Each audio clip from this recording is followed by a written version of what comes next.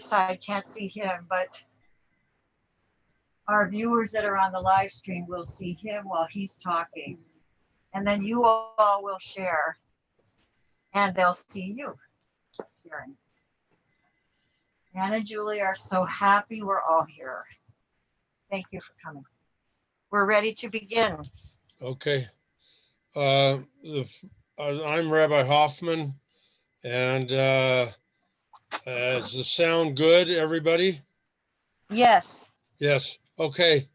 Uh, I'm going to read the 23rd Psalm. This is the way we begin funerals. Uh, this is a special time for our family, and I'll do a eulogy for Art, but we're explaining the traditions of Jewish burial, which are 3,000 years old. And in our basic custom is only in America we require coffins. So the coffin generally is a wood box, plain wood box, that has holes in it because we try to keep it as simple as possible so that rich people and poor people are not buried in a different way. The idea was they were concerned that the rabbis were concerned the time of the Talmud in the first century that there would be a difference, and there was a big difference. And that's why we also generally don't have flowers or other expensive things that may differentiate between a burial for a rich person and a burial for a poor person. Uh, we bury in the earth from dust to dust and ashes to ashes. We'll talk more about that later. And try to keep it as simple as possible. So we usually begin with the 23rd Psalm, which I'll read in English. And I'm very honored to be here today because Art and I were like brothers. We grew up together. We spent summers together, and we're very close. A Psalm of David. Adonai is my shepherd. I shall not lack. In lush meadows he lays me down. Beside tranquil waters he leads me. He restores my soul. He leads me on paths of righteousness for his name's sake. Though I walk in the valley overshadowed by death, I will fear no evil. You are with me. Your rod and your staff, they comfort me. You prepare a table before me in full view of my tormentors. You anoint my head with oil.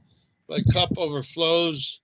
May only goodness and kindness pursue me all the days of my life, and I shall dwell in the house of Adonai for long days. 23rd Psalm, written by David. David wrote these Psalms at midnight in Jerusalem to express all the uh, struggles of the soul, including death. So that I'll give a short eulogy for Art, then we'll ask other people to also talk. Um, so as I said, Art and I knew each other all our lives, and maybe I'll start with the end because for our family, from a family perspective, this is a time of death. Going back 3,000 years, the Jewish people are all counting the Omer now, which was a time when the biggest battle of the history of Judaism and Rome was fought at the Battle of Beitar. Rabbi Akiva lost 24,000 students died in that battle. And so we have, this is every year since then, since 135 BCE, this is called a time of mourning, and the Christian know in their calendar as the time between Easter, which is set by the Jewish calendar, Passover, and Pentecost, which is 50 days later. And so there's a very great common ground here. And for Catholics who we have, I think we have a few maybe, uh, this was the time also during the Omer was the origin of Lent, of giving, of a time of repentance, of a time of fasting or giving up. We have a special blessing in Judaism to turn a steak into fish so that we could eat fish on Friday with the Catholics. So, at any rate, it is a time of great commonality of the cultures. And I'll tell you, maybe say more about that. But at any rate, in my family, my mother died on last week as the anniversary of her death. My father-in-law died 5 days later. My mother-in-law died 5 days before. So there's a lot of death. It goes back to 3,000 years ago, but it also goes here. And I've had to do 2 funerals of first cousins, one for my cousin um, uh, um, Art, and one for my cousin. Uh, um, Help me out here. I forgot his name. Greg, Greg. Greg Butler. Greg Butler. And it's hard. It's a hard time to have so many losses all concentrated on one place. It's very sad and difficult. Anyway, the eulogy I want to give is that we use eulogies to cry. It's a Jewish custom to cover the mirrors so people won't look in the mirror and say, "Oh, my eyes look puffy and red, and I'm embarrassed, I'm crying." Our purpose of saying a eulogy is to get everybody to cry. So I grew up learning to cry at funerals, and it's cleansing. And we feel sorry for people who can't cry. A lot of men, especially, can't cry. It's part of our tradition, culture, and tradition to cry and sometimes wail, which is even more extreme. So everybody should feel permission. And the purpose of this eulogy is to help people mourn, because the Torah 3,000 years ago already recognized that a lot of people get stopped up and they can't express their emotions. And it's very important to grieve our losses. It's not something to stop. We don't go back to work the next day. We spend 7 days sitting in one place to mourn and grieve our losses. It's very important. Um, Basically, uh, I started going to 93rd and Constance um, on the Chicago South Side when I was younger than I can remember, and spending the summers there. But I always knew it was special because Libby, Art's mom, would greet me, and she was all ready for me. She made me write out the address and the number, the street address and the telephone number, and 3 pieces of paper, put it in 3 different pockets in case I got run over by a car. So this was very odd to me, but those who knew Libby, it was part of the deal. So Art and I spent a lot of fun times. We used to go to his dance classes, and he danced with Barbara. And I learned how to do foxtrot and rumba from Art, and I really liked it. I loved, but very early on, Art told me, "Look, you like to watch people, you like to stare at them, but we don't want you to cause a race right here in Chicago. So you got to be careful who you look at and how you look at them and what you say about them. Because I like to make a lot of jokes. And he said, be careful, And so I had to be on my best behavior, which I didn't like that much when I was a kid. I was kind of mischievous. I had a cowboy outfit that at the age of 5 already, I got a cap, two cap guns and a cowboy hat and a holster. And I chased, I think Art said he ran a couple miles trying to run away from my cap guns. So that was an early episode. The earliest one I remember, which I was delighted that Art was running so fast. So I was delighted. Um, as we grew up, uh, we I memorable times.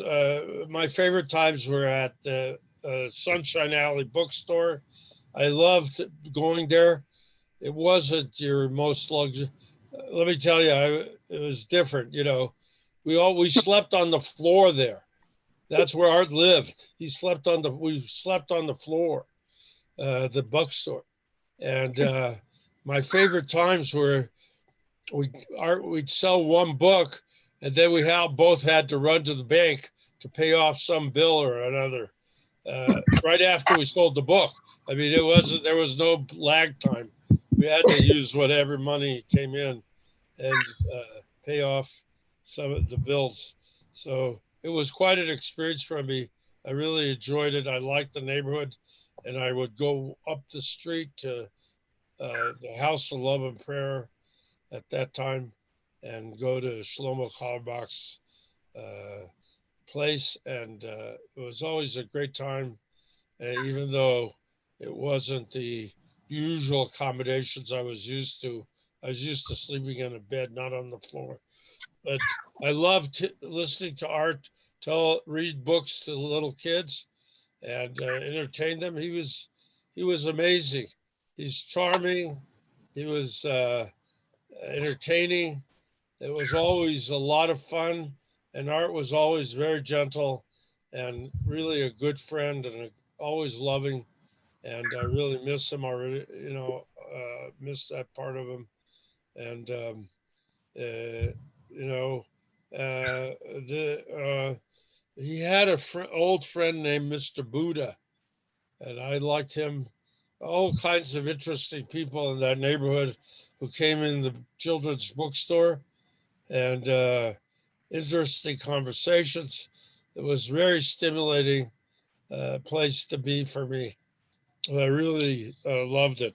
And then we would do the Dickens Fair, and Art would dress up as one of the Dickens characters, and that was a lot of fun too. I mean, it was very exotic, for me. Uh, and he would sell a lot of books. And Art had an impressive knowledge of rare books that I always valued. He loved books, and he knew his stuff. He really was an expert in it. He used all those skills later on in fundraising, but nothing was ever as charming as Sunshine Alley uh, bookstore and listening to Art read stories to little kids. It was just wonderful. What can I tell you? And as we spent time in further years, we came out to Santa Rosa. Uh, but the most amazing thing was Art died right on my mother's anniversary of death. So I have to tell you, I totally non-deliberately, I went into my mother at that date, and uh, I was saying goodnight to her. She said goodnight, and I love you. That was her last words to me, and then she fell asleep and never woke up. And Art's last words to me in the ICU were the same three words, I love you. So that was very special to me and it encapsulated our relationship. Art was a very loving person, And in Hebrew, we call him Aaron David HaKohen Ben Ruvain Valiba. Uh, Aaron is Art's Hebrew name after Aaron. And if you don't know, there's a very interesting thing that Aaron in the Bible, his children all know who they are because they call themselves Cohen. And Art calls himself Aaron David Cohen. And that's a very high, distinguished title in the Jewish religion. It's passed down from father to son, and they have done DNA studies, and they all have the same genetic marker from 3,000 years. That's lasted 3,000 years. The same genetic marker. So Kohanim know that they're a Kohen by their name and by the genetic marker.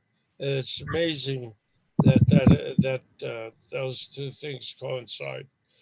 Um,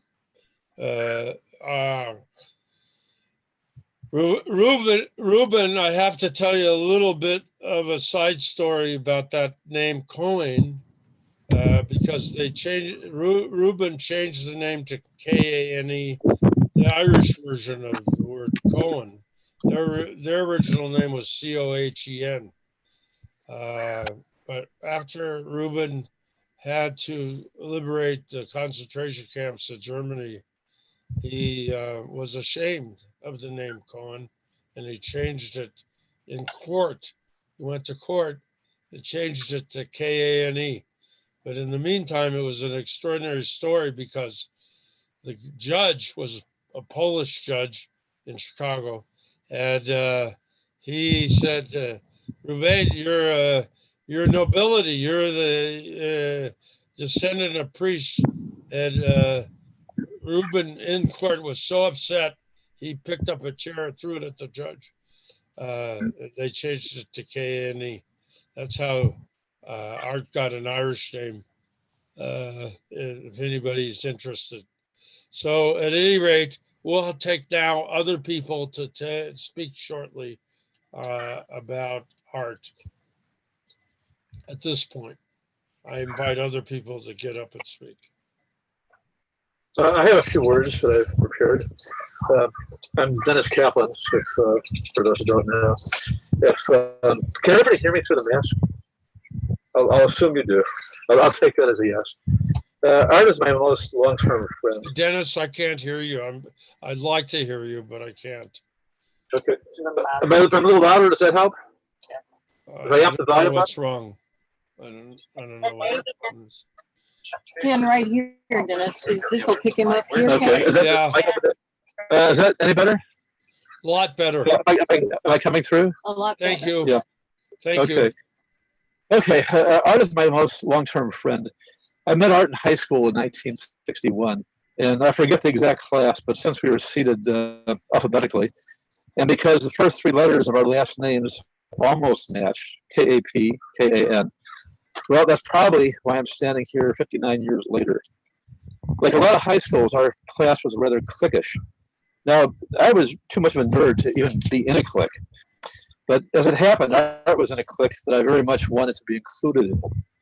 To be clear, this was not the ultra cool guys kind of clique, but it was a clique. And Art was a key factor in my acceptance. Now, that wasn't the only time that Art took me in. You see, in those days, my mother and I did not always get along. On two different occasions, I was literally thrown out of the house. Both times I went to Art's house, and that's where I stayed for a while. Now, here's a significant Art fact. You're probably all aware of his bonding with the Three Stooges. I saw it happen. There was a television station in Chicago that played episodes every day at 4 o'clock right after school. Kids would watch and come back to school imitating Moe, Curly, and Larry. Art was pretty good at it. In that class, Art was voted the class shyest. And he was shy. But we all know he didn't stay that way. I got to watch him grow from class shyest to a guy with a knack for allowing T-shirts and being the heart and soul of so many parties and social events that many here are probably aware of. He also overcame that shyness to become an organizer of national organizations, such as the American Heart Association, the Juvenile Diabetes Association, and he once even got on front of Candid Camera to come here for a fundraising event in Santa Rosa. Art was warm, open, always ready to laugh. He had a kindness about him, and I rarely remember him ever saying a nasty word about anyone. I'm going to miss you, Art. I'm going to miss you. And to Anne, I want to give a special thank you for taking such good care of my friend.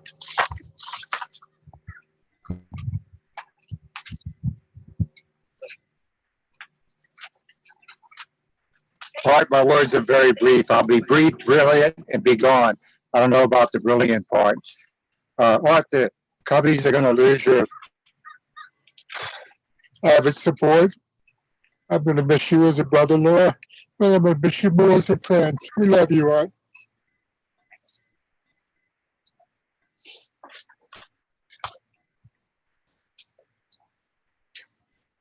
I'm David, one of Art's friends. A little closer, David. And I have memories back to the 70s, so it's almost 50 years since I've known Art. He's known me. And I look at this casket and I'm telling you, I'm gonna miss him greatly. I have a lot of memories, but there was one that kept popping into my head while I was thinking about Art. And he and I used to go out for dinner by ourselves. He and I. We go to the early bird specials, like at 5 o'clock where all the gray heads were. Of course, I'm a gray head now myself, but we used to chortle at the fact that we were so young sitting among these gray heads. But anyway, there was one place we went where the food was okay, but we discovered they had German chocolate cake. So every time we went there, we started our meal with German chocolate cake. And that's a very fond memory. And Art, I love you and I miss you. Thank you.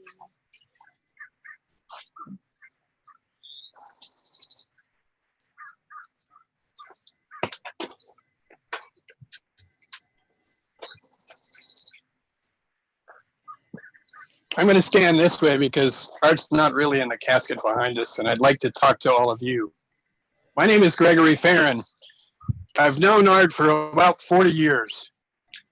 He and I have shared partners, and I want to thank Art for learning from him and sharing with him the role of being a partner, being someone who gives and gets, and does it with a kind and gentle manner. I also remember Art for a couple of other things. Ballroom dancing in his house on Stewart and King, chocolate ice cream, cookies, tie-dye shirts, Cubbies paraphernalia. But most of all, I remember Art as never getting mad. He'd keep it in, and he was mad at all kinds of things in the world, but he always found a way of keeping a smile and working with all of us. Thank you, Art. Thank you.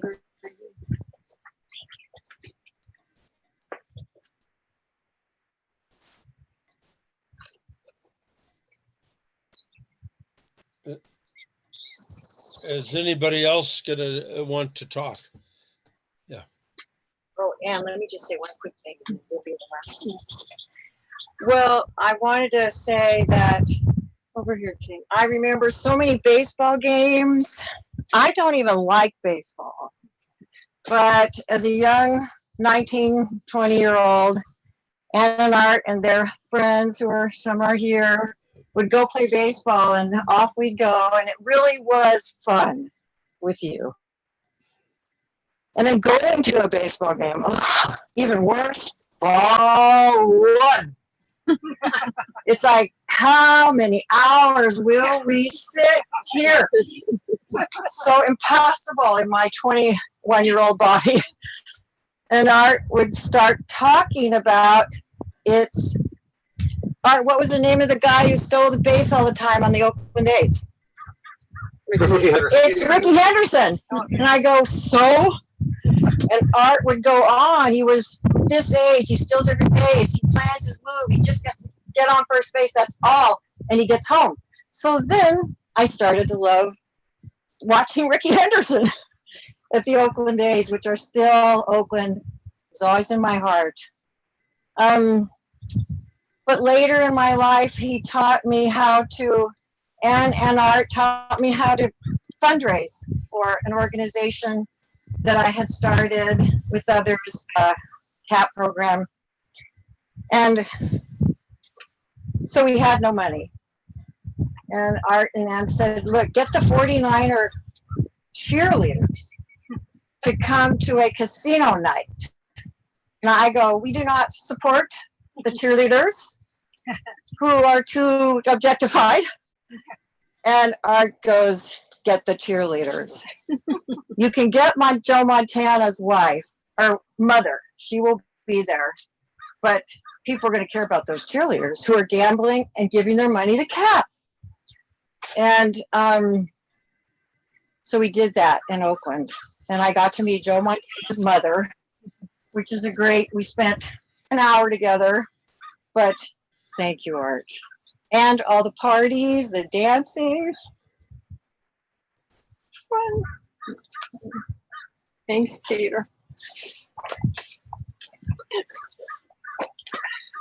So Art was my stepfather, a word that I just feel doesn't cover it.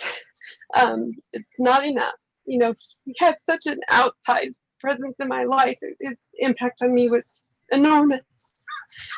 And enormous and in a very, very gentle way.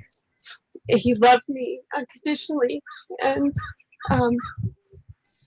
his caring spirit is going to be with me always. And I know this loss is really big, you know, and it feels like there's a hole, but I just feel confident because of the strength he instilled in us that it's going to fill in with all the loving memories and all the love.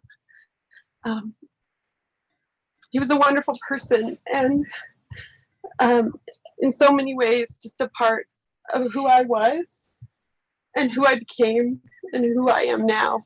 And I thank him for that. And I'll never let him go. First thought.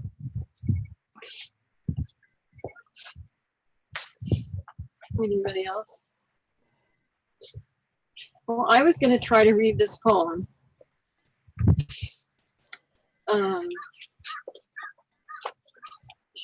Which way should I start? I think just stand right there. Or sit, and you're okay. The reason I want to read this is because I knew I had this book of poetry of Art's that I'm going to give everybody a copy of. And one of them is called Saying Goodbye. And I couldn't believe it when I saw it. So it says, saying goodbye to someone you love is an act of inner trust and self-discovery. Each memory, thought, and feeling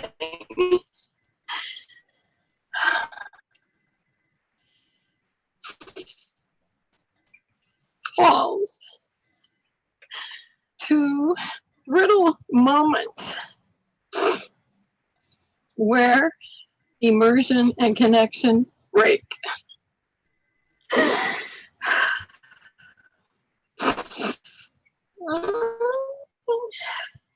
He wrote this in his 20s. Can you believe? That's why some of it, like his stream of consciousness, most of it makes sense.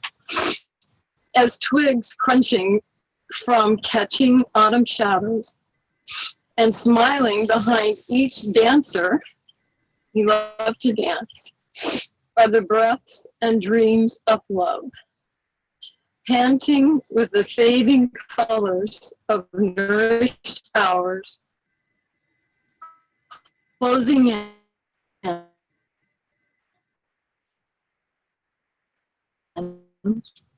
and in some other journey, this goodbye will be an initiation of a lightly kissed, oh, sweetie.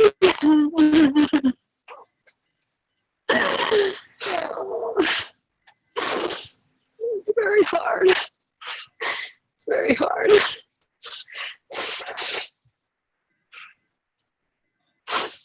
And the night he died, I got to be with him for 2 hours. And I got to lay next to him.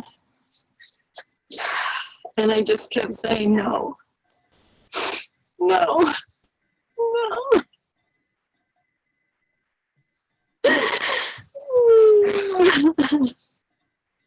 When I got to pet him and kiss him,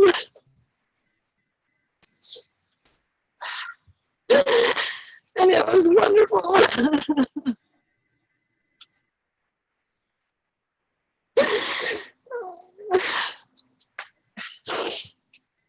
Anyway, back to you, Howie. Okay. We'll continue. I'm going to, after this is over, I'm going to go eat 1 jar of peanut butter. And, remember all the times we could spend 5 hours straight talking about the Cubs and the Broncos, because Art was a true sports fan, as has been pointed out, and both of us were, and we could just do it. We could just eat a jar of peanut butter before Ann got with him on his diets, you know, and really enjoy the corruption of it all. Sports fans eating peanut butter. That's one of my fondest memories and enjoyments. And Art could always make me laugh, no matter what. It was part of his gentleness. He created a very safe environment to laugh and to cry. He was a great writer and could always write a nice thing. I remember what he wrote about our grandmother at her funeral many years ago. And he was just had a gift of expression of words, whether it was reading a book or writing a book or whatever it was. And not too many people could be at the level of a Cubs fan and then a poet at the same time. So that's a pretty flexible person. And I can remember running for Hart, running for this and running for that, and so on and so on. But at any rate, now I will close this ceremony. We'll put the dirt on. And the idea is, again, this is a very earthy moment. It's simple, dust to dust and ashes to ashes. I hope this grave will be a place to go and talk to Art. That was the tradition in our family, to go to the graveyard once every year and talk to everybody. My mother would talk to her.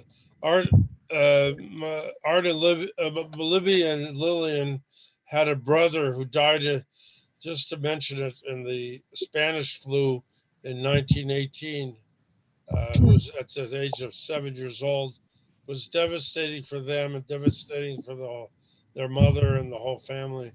So it was a tradition to go to the grave once a year and have a grave. Of course, we don't burn, we don't cremate. We go with the dirt, and the finality of putting the dirt on the coffin is an honor for all the people who attend. And so we're going to ask everybody to come and put some dirt on as a tribute to Art, as a tribute to the eternity of the moment.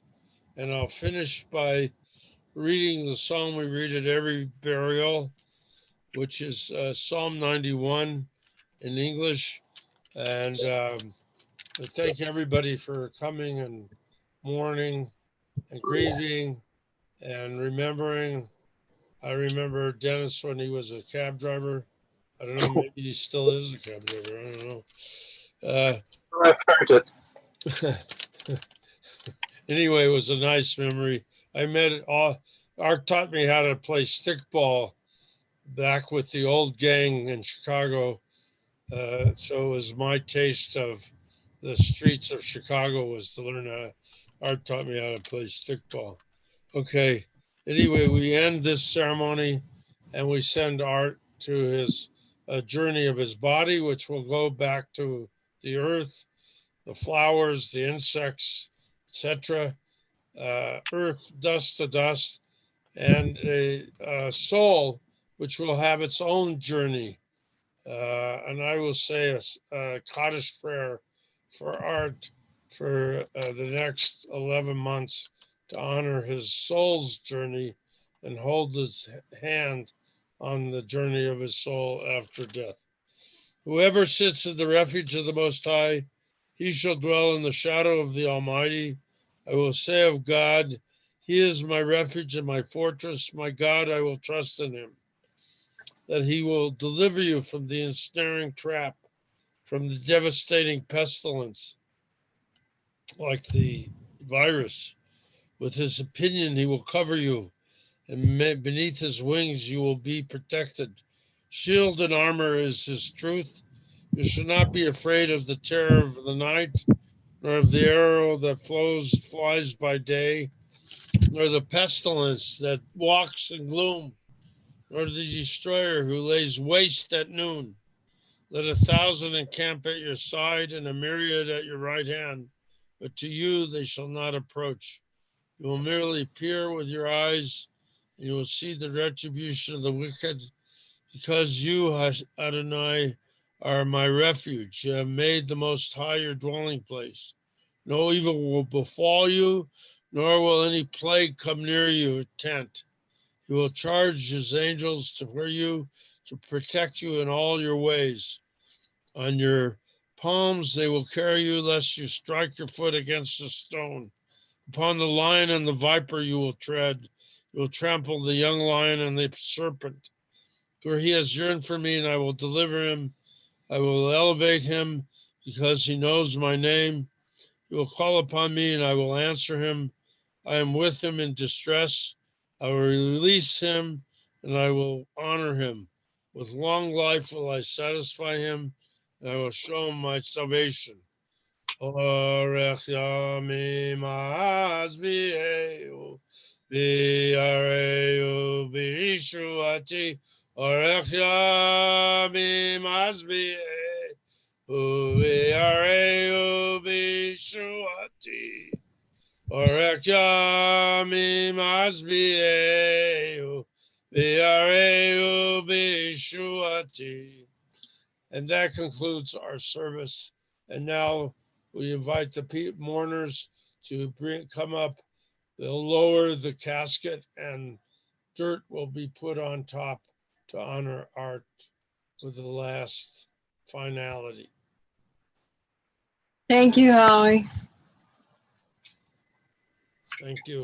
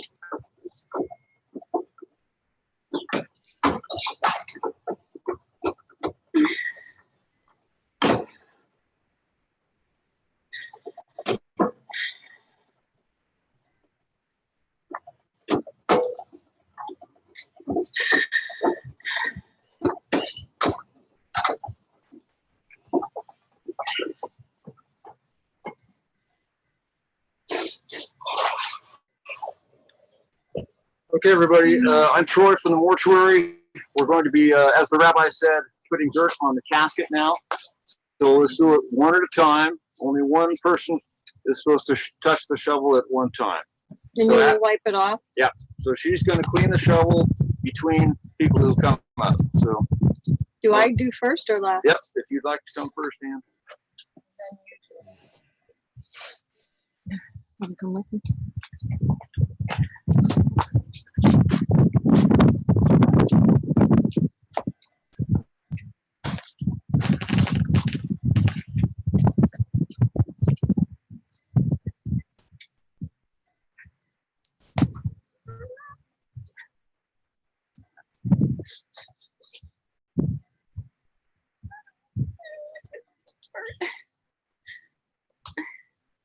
I don't want to color that star, baby. Oh my god.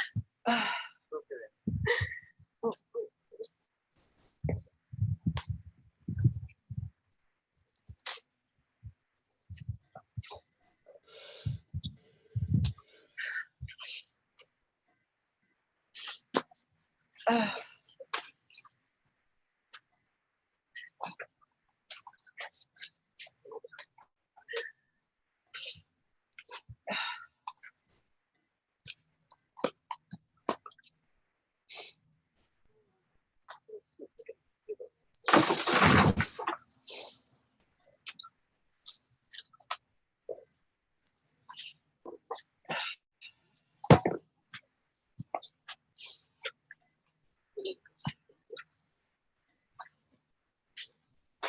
think there's trees in places.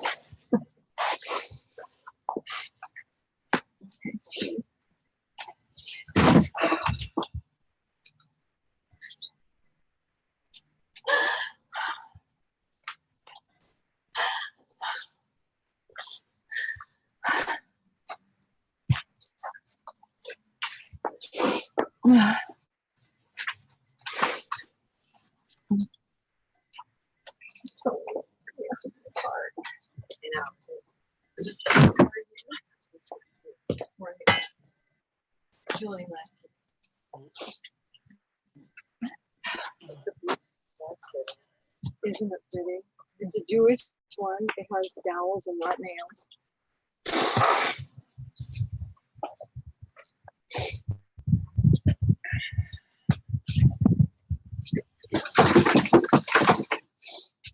God, that's final sound.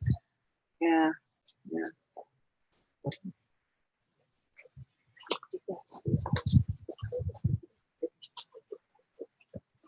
You can all go. Just social distance. Anyone deserved to be free of the pain of the body. It was Art. Be free, Art. I know he would wish that on us.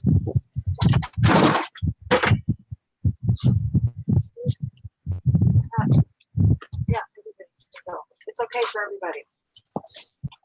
Just stay 6 feet apart. 6 feet apart.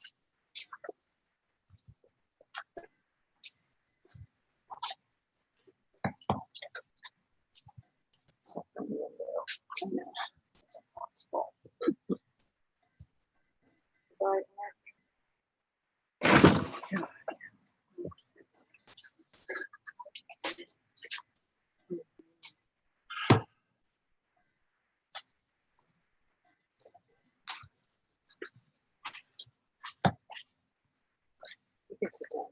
That's okay.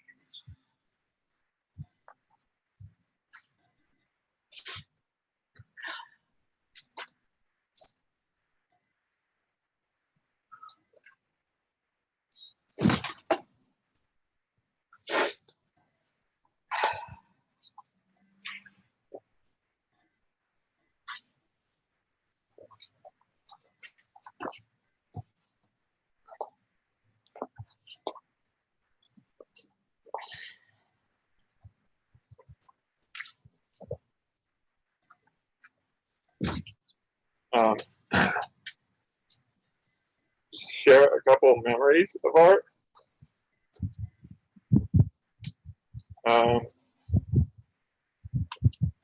He introduced me to a couple really good stories I go back to a lot. And also, I remember him for two other things. And one was, it seemed like when he would talk about directions of how to get somewhere, he knew like every road, and he was like a human map. And I just remember that from being a kid. Like, I was always impressed. And also his love of pens and quality pens. So for sure, I'll think of him when I pick up a good heavy pen. We'll have to give you some, Charlie.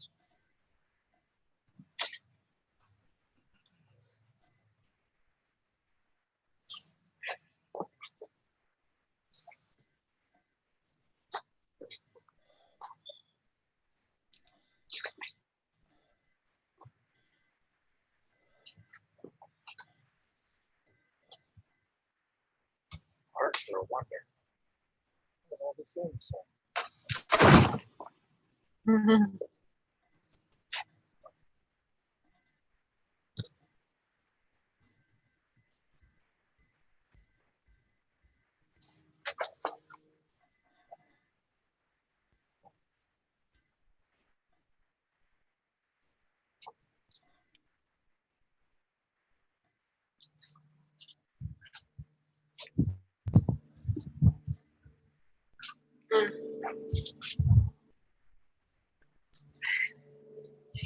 So art.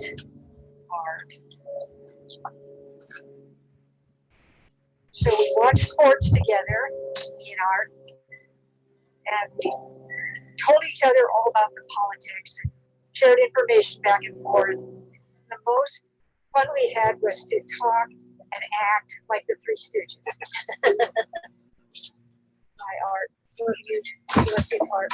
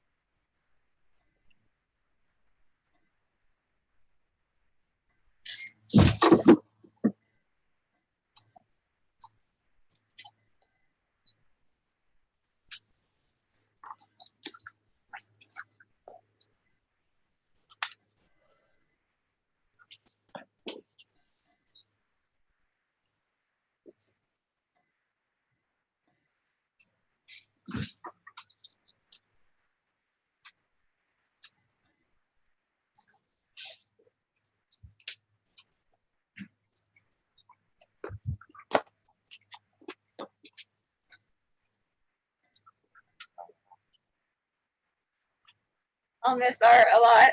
Thanksgiving and Christmas will never be the same as he made it with his toast, and I'll just miss the mint chocolate and the thoughtful, charming questions he would always ask. I love you.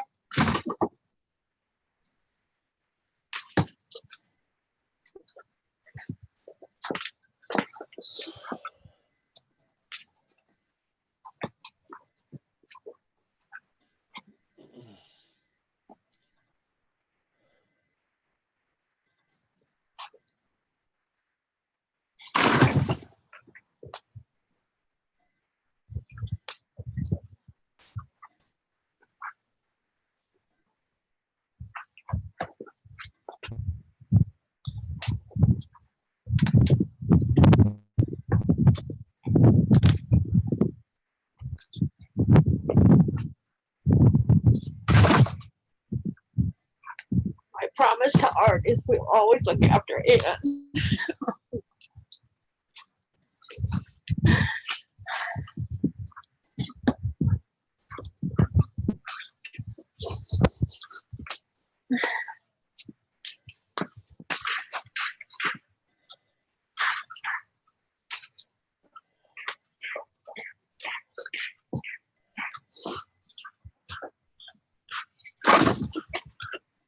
I'm gonna miss him dearly, but I'm so happy that he's not a Kane anymore. He deserves that. Me too.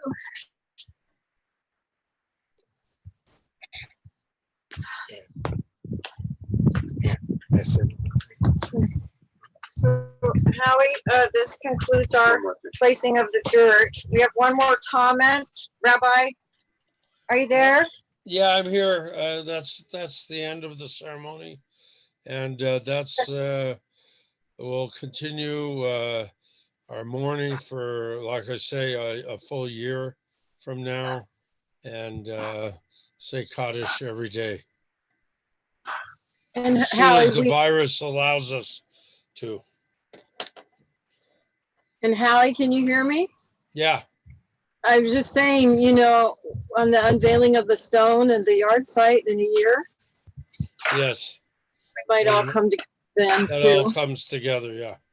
I hope everybody can come and we could be together. Yeah, who knows? I know, who knows. Well, thank you, Howie. Thank you, Rabbi, everyone, yeah. Thank you. Bye-bye. Rabbi, is there a moment? Is there a moment for one more comment? Yes, sir. Rabbi, this is not a deal breaker, but as you know, Art spoke really well. He was never short for words, and I could always count on him saying the same thing every year before Christmas and dinner. And the boys will probably know what I'm about to say. About 2 hours before dinner, we'd be running way behind. He would look at me and say, Pete, do you have any idea what time we'll wind up eating? I'm going to carry on that tradition, Art. Thank you, Pete. Did you get that, Rabbi? Okay. Bye-bye. Okay. Shalom. Thank you very much. Shalom, Art. Bye-bye. Hello.